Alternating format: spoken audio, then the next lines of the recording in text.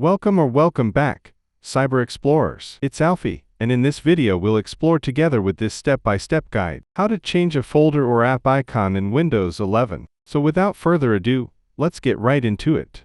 Changing folder or app icons in Windows 11 is a great way to personalize your desktop and make navigation more intuitive. Here's a step-by-step guide for both.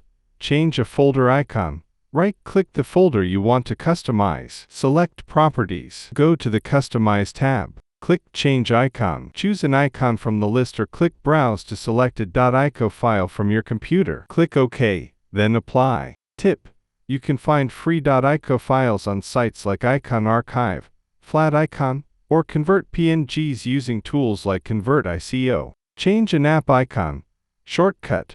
Right-click the app shortcut on your desktop or in File Explorer. Select Properties. In the Shortcut tab, click Change Icon. Pick a new icon or browse to a custom .ico file. Click OK, then Apply. If the app doesn't have a shortcut, create one first. And that's it for today. If you found this video helpful, please give it a thumbs up, consider subscribing, and don't forget to activate the notification bell so you won't miss out on any new uploads. Thank you for watching. Until next time, see you later.